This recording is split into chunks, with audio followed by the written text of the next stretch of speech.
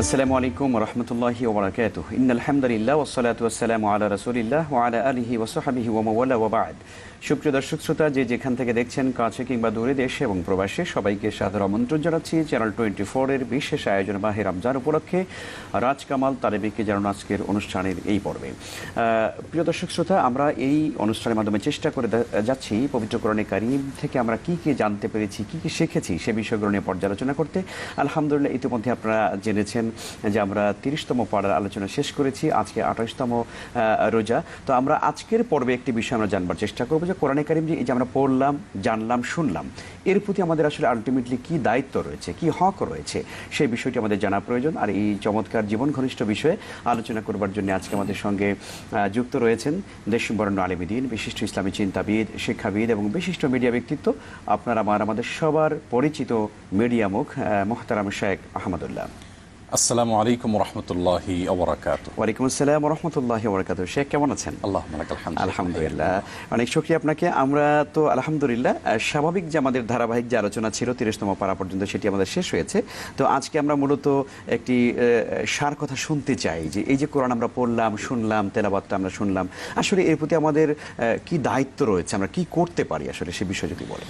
জি, ধন্যবাদ আপনাকে। খুবই গুরুত্বপূর্ণ একটি টপিক, কারণ আমরা কোরআনকে ভালোবাসি, সব মুসলিম মাত্রই কোরআনকে ভালোবাসি। সেই ভালোবাসার জায়গা থেকে আমাদের জানা উচিত নির্দিষ্ট করে পয়েন্ট আকারে যে আমাদের কোরআনের প্রতি কর্তব্যগুলো কী কী, করণীয়গুলো কী কী। কারণ এমন হলো যে আমি কোরআন তেলাওয়াত করলাম জীবনভর, করে আল্লাহর সামনে হাজির হলাম, দেখা গেল যে আমি অনেক তেলাওয়াত করেছি, মাশাআল্লাহ, জীবনে হাজার হাজার খতম দিয়েছি, কেঁদেছি, চোখের পানি ফেলেছি, সবই ঠিক আছে, বাট কোরআনের একটা বড় হক বা কর্তব্য ছিল, পাওনা ছিল কোরআনের আমার কাছে, সেই পাওনাটা পরিশোধ হয়নি। তখন কিন্তু সেদিন আমার সেই তিলাওয়াত তেমন কোনো কাজে আসবে না। কারণ আমরা জানি কোরআনে কারীম সম্পর্কে আল্লাহ সুবহানাহু ওয়া তাআলা বারবার করে বলেছেন এই কোরআনই আমাদের জীবনের একমাত্র ভরসা, মূল ভরসার জায়গা। এই অর্থে ভরসা, অর্থাৎ আল্লাহর কাছে কিয়ামতের ময়দানে সুপারিশ করার জন্য জোরালোভাবে যাদের পাওয়ার থাকবে তাদের মধ্যে কোরআন অন্যতম। রাসূল করিম সাল্লাল্লাহু আলাইহি ওয়াসাল্লাম বলেছেন, আস-সিয়াম ওয়াল কুরআন ইয়াশফাআন লিল আবদ। বান্দার জন্য সিয়াম এবং কোরআন উভয়টি আল্লাহর কাছে সুপারিশ করবে, পাওয়ারফুল সুপারিশ থাকবে কোরআনের। শুধু তাই নয়, কোরআনের এই সুপারিশ কিয়ামতের ময়দানে শুধু না, কবর থেকে শুরু হবে, মানুষের পাশে দাঁড়াবে বিপদের সময় তার কোরআন। তো কোরআনের প্রতি আমার কর্তব্যগুলো যদি আমি আদায় করি, তারপরেই তো কোরআন আমাকে সে সার্ভিস দিবে, কোরআন আমাকে সে সেবা দিবে, কোরআন আমার জন্য বিপদের সময় আমার হয়ে দাঁড়াবে। কিন্তু আমি যদি কর্তব্যগুলো আদায়ের ত্রুটি থাকে, আর ত্রুটি থাকার বিষয়টা স্বাভাবিকভাবে যদি আমার অজানা থাকে যে আমার কর্তব্যগুলো কি কি, তো আমরা 5টা কর্তব্য সর্বসাকুল্যে কোরআনের প্রতি আমরা দেখতে পাই মৌলিকভাবে। এর ভিতরে সবগুলো মোটামুটি চলে আসে। আমরা আমাদের সমাজে দেখতে পাই এর ভিতরে কোনোটি অনেকে অনেক ভালো আদায় করেন মাশাআল্লাহ, আর অন্যটি জানেনই না। আচ্ছা, তো এটা একটা ত্রুটির জায়গা, এটা একটা বড় গ্যাপ আমাদের থেকে যাচ্ছে। আর সেজন্যই এই আলোচনাকে বলেছে যে খুবই গুরুত্বপূর্ণ আলোচনা। আমি জানলাম, যতটুকু সম্ভব করলাম, কিন্তু জানলামই না তো করার সুযোগ নেই। 1 নম্বরের হক হলো তেলাওয়াত করা, ইয়াতলুনাহু হাক্কা তিলাওয়াতিহি। কোরআনকে যেভাবে তেলাওয়াত করা দরকার সেইভাবে তেলাওয়াত করা। কোরআন তেলাওয়াত করার ক্ষেত্রে যদি আমরা না বুঝেও তেলাওয়াত করি, তারপরে আমাদেরকে আল্লাহ সুবহানাহু ওয়া তাআলা ইনস্ট্যান্ট সওয়াব দিবেন। কিন্তু না বুঝে তেলাওয়াতের জন্য কোরআন আসেনি, এটা বিভিন্ন সময় আমরা বলেছি। কোরআন এটা কোনো আমাদের সওয়াব কামায়ের মেশিন হিসাবে আল্লাহ সুবহানাহু ওয়া তাআলা পাঠান নাই, যে আমি এটা পড়তে থাকবো। আর যেভাবে হাদিসে বর্ণিত হয়েছে, তিরমিজিতে হাদিসটি রাসূল সাল্লাল্লাহু আলাইহি ওয়াসাল্লাম বলেছেন, যে ব্যক্তি একটি হরফ তেলাওয়াত করবে 10টি করে নেকি পাবে। তো আমি পড়লাম আর নেকি কামালাম, পড়লাম আর নেকি কামালাম, এই জন্যই আসেনি কোরআন। এটা একটা উপকার, একটা অন্যতম মাধ্যম বা একটা অন্যতম একটা ভালো দিক, এটা কোরআন তেলাওয়াতের সুফল আমরা বলতে পারি। কিন্তু এর মূল সুফলগুলো কিন্তু এটা নয়, আরো অনেক রয়েছে। যাই হোক, তো তেলাওয়াত করা, যথাযথভাবে সুন্দরভাবে তেলাওয়াত করা। অনেকে আছেন কোরআনের মিনিংস পড়েন, আলহামদুলিল্লাহ, অর্থ ব্যাখ্যা পড়েন, আজকাল বিশেষ করে দেখা যায় ব্যাখ্যা সম্পর্কে জানার চেষ্টা করেন, কিন্তু কোরআনটা রিডিং তিনি পড়তে পারেন না। তাহলে কিন্তু কোরআনের একটা হক তিনি আদায় করলেন না।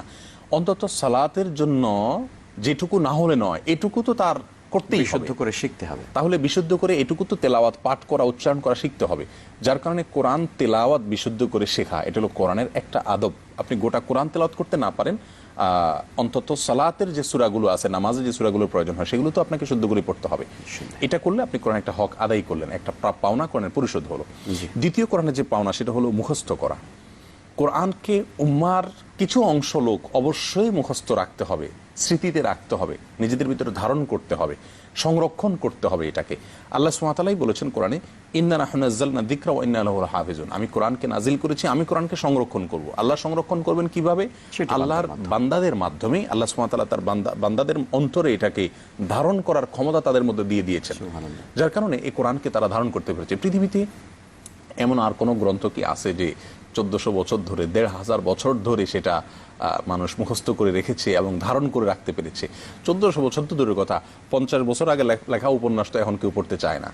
100 বছর আগে লেখা এত সুন্দর উপন্যাস সাহিত্য আছে, কিন্তু সেটা এখন আর মানুষ খায় না, এখন সময়ের সাহিত্য খোঁজে। এই বাস্তবতা আমরা কেউ স্বীকার করতে পারবো না। কোরআনের মুআজিজা এবং অলৌকিকতা, এটা যে চিরন্তন, এটা যে রব্বুল আলামিনের পক্ষ থেকে প্রেরিত গ্রন্থ, এটাও একটা প্রমাণ যে যুগ যুগ ধরে, শতাব্দী ধরে মানুষ এটাকে ধারণ করে আসছে। এবং কোরআনের অনেক আয়াত আমরা পড়লে শুনি যে মনে হয় যে এই মাত্রই তেলাওয়াত নাজিল হয়েছে, বোধহয় আজকের প্রেক্ষাপটে আসছে। আমরা যে কোনো ভাষায় রচিত পুরাতন যে লেখাগুলো, সেগুলো পড়লে আমরা হাসি যে হায় রে, আগে এই শব্দ ব্যবহার করা হতো, এখন আর হয় না। আমাদের বই পুস্তকের ভাষার দরকার নেই, আমরা নিজেরাও যে ব্যবহারিক ভাষায় আপনার 10 বছর, 15 বছর, 20 বছর আগে আমরা যে শব্দগুলো ব্যবহার করতাম, এখন কিন্তু দেখা যায় সেই জায়গায় ভিন্ন শব্দ চলে আসছে। এখন সেগুলো বললে আমরা হাসাহাসি করি। যাই হোক, তো কোরআন হিফজ করা বা এটাকে মুখস্থ করা, ধারণ করা, এটা কোরআনের একটা হক। আমরা সকলেই হাফেজ হইতে হবে এমন কোনো কথা নাই, কিন্তু কয়েকটা সূরা, কিছু অংশ অন্তত আমাদের প্রত্যেকটা মানুষের মুখস্থ থাকা উচিত। আর সেই মুখস্থের পরিধিটা আস্তে আস্তে বাড়ানো দরকার। আমরা ছোটবেলায় মক্তবে 10টা সূরা মুখস্থ করেছি, আলাম তারা এখানে আজ পর্যন্ত ওই পর্যন্তই আছি। আর নতুন কোনো সূরা আমাদের হিফজে কিন্তু যুক্ত হয়নি। এটা খুব দুঃখজনক। আমি ছোটবেলায় 10 টাকার মালিক ছিলাম, 2 টাকা 5 টাকা করে আমি যে সালামি পেয়েছি, 10 টাকার মালিক ছিলাম। এখন কি আমি সেই 10 টাকায় আছি? এখন আমি কোন জায়গায় গিয়েছি? কিন্তু সূরার ক্ষেত্রে, কোরআনের ক্ষেত্রে 10টা সূরা মুখস্থ করেছি, আলহামদুলিল্লাহ সূরা মুখস্থ করেছি, ওই জায়গায় আছি। 11তম সূরা মুখস্থ করার সুযোগ হয়নি। এগুলো কিন্তু কোরআনের হক নষ্ট করা, যার কারণে সাধ্য অনুযায়ী একটু একটু করে কোরআনকে মুখস্থ করার চেষ্টা করা উচিত। এটা কোরআনের হকগুলোর মধ্যে তৌফিক দান করুন ইনশাআল্লাহ তাআলা। আমরা বাকি হকগুলো শুনবো, একটি বিরতি নিয়ে আসছি। সুপ্রিয় দর্শক শ্রোতা, কোরআনে কারীমের প্রতি আমাদের কি কি হক রয়েছে, কি কি দায়িত্ব এবং কর্তব্য রয়েছে, সেই প্রসঙ্গে আমরা আলোচনা শুনছিলাম। আলহামদুলিল্লাহ, আমরা আলোচনা আরো শুনবো, আরো কন্টিনিউ করবো। একটি ছোট্ট বিরতি নিয়ে আসছি। সুপ্রিয় দর্শক শ্রোতা, বিরতির পরে আপনাদের সবাইকে আবারও স্বাগত জানাচ্ছি। আপনারা দেখছেন রাজকামাল তারাবিকে জানান অনুষ্ঠানের আজকের 28তম পর্ব। যে মোহতারাম, আসছি আপনার কাছে আবারও। আমরা বলছিলাম কোরআনের হক নিয়ে, কোরআনের অধিকারগুলো কি কি, কোরআনের প্রতি আমাদের কর্তব্যগুলোর একটা বলেছি আমরা তিলাওয়াত করা সুন্দর করে, শুদ্ধভাবে। আর দ্বিতীয়ত বলেছি মুখস্থ করা যতটুকু সাধ্যে কুলায়, এবং মুখস্থের পরিধিকে আস্তে আস্তে বাড়ানোর চেষ্টা করা। আর তৃতীয় সবচাইতে অবহেলিত যে হকটি কোরআনে, সেটা হলো তাদাব্বুর, অর্থাৎ কোরআনকে নিয়ে ভাবা, চিন্তা করা, কোরআনকে বোঝার চেষ্টা করা। এইটা আমাদের মধ্য থেকে একেবারে হারিয়ে গেছে। রাসূল করিম সাল্লাল্লাহু আলাইহি ওয়াসাল্লাম বলেছেন, সহিহ মুসলিম হাদিসটি আসছে যে ইন্নাল্লাহা ইয়ারফাউ বিহাদাল কিতাবি আকওয়ামা ওয়া ইয়াদাউ বিহি আখারিন। আল্লাহ তাআলা এই কিতাবের মাধ্যমে বহু জাতিকে উপরে তুলেছেন, আবার অনেক জাতির পতন ঘটিয়েছেন এই কিতাবের মাধ্যমে। কিতাবের মাধ্যমে পতন, উত্থান তো বুঝলাম, আল্লাহ তাআলার কোরআনের হক আদায় করল, আল্লাহ তাদেরকে মর্যাদা দিলেন, কিন্তু পতন কিভাবে হলো? আজ গোটা বিশ্বে মুসলিমদের অবস্থা যদি তাকিয়ে দেখি আমরা, তাহলে দেখা যাবে এই হাদিসের বাস্তবতা। অর্থাৎ আজ কিন্তু আমরা পতিত, এবং সেই পতনটা এই জন্য যে কোরআনকে আমরা সেভাবে ধারণ করতে পারি না যেভাবে ধারণ করা দরকার ছিল। গোটা পৃথিবীতে অন্য কোনো গ্রন্থ এরকম নাই বোধহয় যে মানুষ সবচেয়ে বেশি পড়ে, আবার না বুঝে পড়ে। কোরআন হলো একমাত্র গ্রন্থ পড়ে সবচেয়ে বেশি, আর না বুঝে পড়ার ক্ষেত্রে এটা সবচেয়ে বেশি। তাহলে একই সঙ্গে একটা ভালো দিকের সঙ্গে একটা খারাপ দিক আমরা দেখতে পেলাম। এই জন্য কোরআনের তৃতীয় কর্তব্য এবং সবচেয়ে বড় কর্তব্য হলো তাদাব্বুর করা, চিন্তা করা, ভাবা, বোঝার চেষ্টা করা। কোরআন বোঝার চেষ্টা আমাদের মধ্যে একেবারে নেই বললেই চলে। আমরা ছোটবেলায় কোরআন রিডিং পড়া শিখি, এরপরে রমজান আসলে একটা খতম দেই, পারলে বছর জুড়ে একটু একটু করে পড়ি, বাস এটুকুই কোরআন হক আদায় করে মনে করছি। কোরআনের সবচেয়ে বড় হক হলো, কেউ যদি কোরআন জীবনে একবারও পড়ে শেষ করতে না পারে, কোরআন যদি বছরে একবারও পড়ে শেষ করতে না পারে, কিন্তু প্রতিদিন কোরআনকে একটু একটু করে বোঝার চেষ্টা করে, তাহলে তিনি কোরআনের সবচেয়ে বড় হকটা আদায় করে ফেললেন। কোরআনে কারীমের প্রায় 3টি জায়গায় বা তারও বেশি জায়গায় আল্লাহ সুবহানাহু ওয়া তাআলা তাদাব্বুর করার জন্য নির্দেশ করেছেন, এবং আল্লাহ বলেছেন কোরআনে কারীমকে তিনি বোঝার জন্য সহজ করে দিয়েছেন। অন্তত উপদেশ গ্রহণ করার আয়াতগুলোকে আল্লাহ সুবহানাহু ওয়া তাআলা সহজ করে দিয়েছেন। এবং আল্লাহ সুবহানাহু ওয়া তাআলা বলেছেন ওয়ালাকাদ ইয়াসসারনাল কুরআনা লিযিকরি, কয়েক জায়গায় বলেছেন ওয়ালাকাদ ইয়াসসারনাল কুরআনা লিযিকরি, আমি কোরআনকে উপদেশ গ্রহণ করবার জন্য সহজ করে দিয়েছি। তো আল্লাহ যেটাকে সহজ করে দিয়ে আমরা কেন পড়ব? আমরা মনে করি পৌরোহিত তন্ত্রের মতো এটা শুধুমাত্র ধর্ম বিশেষজ্ঞ আলেমরা পড়বেন, তারা আমাদেরকে বুঝাই দিবেন, আমরা এটা ধরতে গেলে গোমরা হয়ে যাব, এরকম একটা আতঙ্ক আমাদের মধ্যে কাজ করে। অথচ এটা ভুল। এজন্য কোরআন বোঝার চেষ্টা করতে হবে। এই বোঝা নিয়েও আমরা বোধহয় একটা পর্বে কথা বলতে পারি ইনশাআল্লাহ, কিভাবে বুঝবো। তাহলে বোঝার চেষ্টা করা, অর্থ বুঝবো ইনশাআল্লাহ, অনুবাদ যে ভাষায় পারি পড়ার চেষ্টা করবো, সেই সাথে এটার ব্যাখ্যা বিশ্লেষণগুলো অথেন্টিক যে ব্যাখ্যাতারগণ রয়েছেন, মুফাসসিরগণ রয়েছেন, তাদের ব্যাখ্যা গ্রন্থগুলো থেকে আমরা শেখার চেষ্টা করি। অনেক সময় কোরআনে কারিমে পড়তে গিয়ে, গবেষণা করতে গিয়ে বা অনুধাবন করতে গিয়ে অনেক সময় আমরা খটকা লাগে, আটকে যাই, বা আমার কাছে হয়তো আমার স্বাভাবিক বিবেকে ধরে না, যেটা মনে হয় একটু বৈপরীত্য মনে হচ্ছে, তখন আসলে একজন পাঠক কি করবে? এই জন্যই আমাদের তখন ব্যাখ্যার সহায়তা নিতে হয়। কারণ হলো কোরআনে কারীমকে আল্লাহ সুবহানাহু ওয়া তাআলা সহজ করেছেন, ঠিক আছে, কিন্তু উপদেশ গ্রহণের আয়াতগুলো সহজ। আল্লাহ লিযিকরি বলেছেন, লিতাযাক্কুর, কিন্তু বিধানগত আয়াতগুলো বা অন্যান্য আয়াতগুলো সবাই যে বুঝবে তা নয়। আল্লাহ সুবহানাহু ওয়া তাআলা বলেছেন কোরআনে যে ওয়াউখারু মুতাশাবিহাত, কোরআনে কিছু কিছু আয়াত আছে যেগুলো সবাই বুঝবেন না, তো সেগুলো বোঝার জন্য তাফসীরের আমরা ধাপ রয়েছে। আমরা কিভাবে বুঝবো? প্রথম ধাপে চেষ্টা করব কোরআন থেকে কোরআন বোঝার, দ্বিতীয় ধাপে হাদিস থেকে কোরআন বোঝার, তৃতীয় ধাপে সালাফ থেকে, অর্থাৎ সাহাবী তাবী ছাড়া রাসূল আকরাম সাল্লাল্লাহু আলাইহি ওয়াসাল্লাম থেকে সরাসরি কোরআন বুঝেছেন, তাদের কোনো ব্যাখ্যা আছে কিনা সেখান থেকে আমরা বোঝার চেষ্টা করব। এইভাবে ধারাবাহিকভাবে আসবো ইনশাআল্লাহ। তাহলে কোরআন বোঝার জন্য, কোরআন বোঝা এটা হলো কোরআনের তৃতীয় হক। কোরআনের চতুর্থ যে হক রয়েছে সেটি হলো কোরআন অনুযায়ী আমল করা। অর্থাৎ আমি পাঠ করলাম, মুখস্থ করলাম, বোঝার চেষ্টা করলাম, এরপরে আমার দায়িত্ব হয় আমল করা। সাহাবীরা 10টা বা 5টা আয়াতের বেশি তেলাওয়াত করতেন না। আব্দুল্লাহ ইবনে আব্বাস অথবা আব্দুল্লাহ ইবনে মাসউদ রাদিয়াল্লাহু তাআলা একটা হাদিসে বলেছেন যে আমরা 5টি করে আয়াত শিখতাম রাসূল আকরাম সাল্লাল্লাহু আলাইহি ওয়াসাল্লামের কাছ থেকে। আমাদের মধ্যে একজন 10টা বেশি আয়াত পড়তো না। তার মানে 5টা বা 10টা পড়ে এটার অর্থ বুঝে, ব্যাখ্যা জেনে, এটার উপরে আমল করে তারপরে সামনে তারা আগ বাড়তেন। আর আমরা পড়ে একটানা শেষ করে ফেলতেছি এবং একটা আয়াতও বুঝি নেই। আমি পুরো কোরআন পড়ে শেষ করলাম, একটা আয়াত বুঝলাম না, আর একটা আয়াত আমলও করলাম না, আমার কোনো পরিবর্তন হলো না। তাহলে কোরআনের বড় হকগুলো কিন্তু অনাদায় থেকে যাচ্ছে। সেজন্য 4 নম্বর এই হকটা সবচেয়ে গুরুত্বপূর্ণ তাদাব্বুরের পরে, সেটা হলো আমল করার চেষ্টা করা। যতটুকু সম্ভব হয় আমরা আমল করার চেষ্টা করব। 5 নম্বরের হক হলো কোরআনকে সম্মান করা।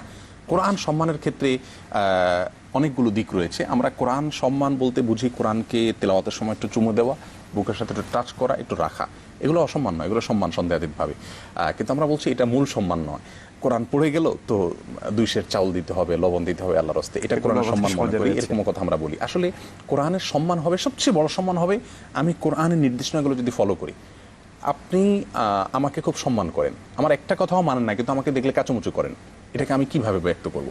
আপনি কোরআনকে দেখে খুব কাচুমুচু করছেন, খুব শ্রদ্ধা, কিন্তু কোরআন একটা কথা আপনি নিচ্ছেন না, আপনার জীবনে আপনি গ্রহণ করছেন না, প্রকৃত সম্মান হলো না।